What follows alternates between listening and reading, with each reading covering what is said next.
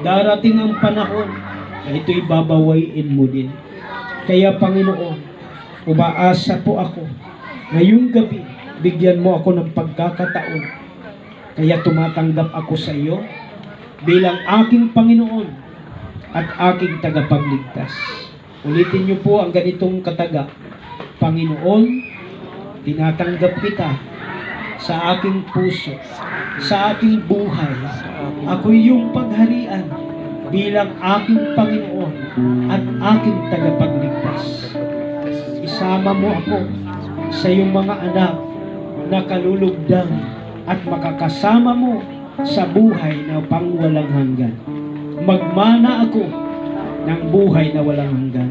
Salamat po Diyos sa pangalan mo Jesus. Amen and amen. Praise God. Palagpagan natin ang Panginoon.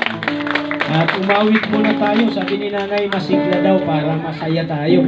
For the Lord is my tower. Amen. Sabayan niyo ako. For the Lord is my tower, and He gives me the power to tear down the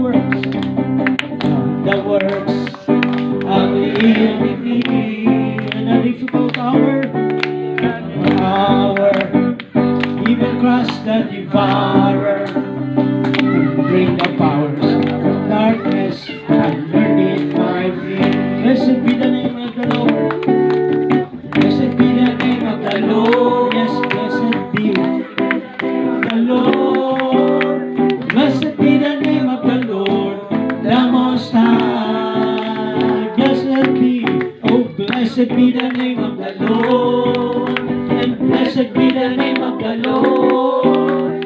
Blessed be the name of the Lord, the Most High. Palakpakan muli natin ang Diyos. Bago po ang MC, nais kong manalangin ulit. Dakilang Diyos, salamat sa buhay na iyong pahiram sa aming pong kapatid na si Sister Lucela. 49 years siyang nanatili sa mundong ito. Sino man ang kanyang mga kamag-anak, Panginoon, sa lugar na ito ay dumaloy, Panginoon, ang kaligtasan. Panginoon, na kanyang tinanggap buhat sa iyo. Maging sa kanyang anak na iniwan. Kung mayroon man siya mga anak, Panginoon, panalangin ko, ma-inspire sila sa nangyari sa isang banda sa buhay ni Sister Lucela. Ipanglingkod din nila ang kalang buhay at ganun din dakilang Diyos ang kalang mga magulang, kaibigan sa lugar na ito na mamalasakit at nakikiramay.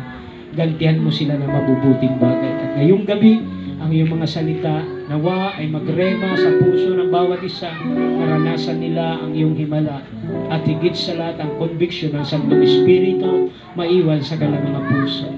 Lord, totoo mamimiss namin ang aming pong kaibigan, kapatid na pumanaw.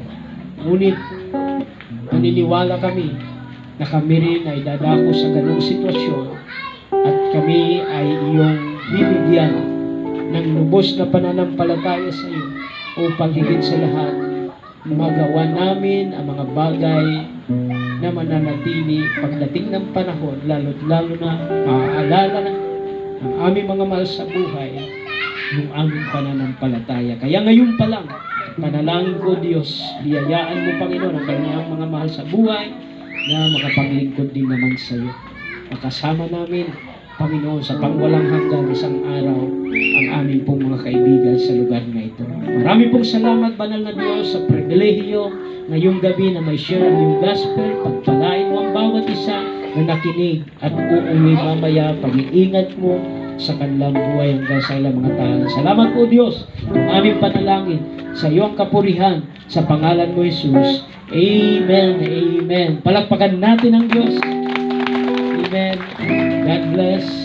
At ang comfort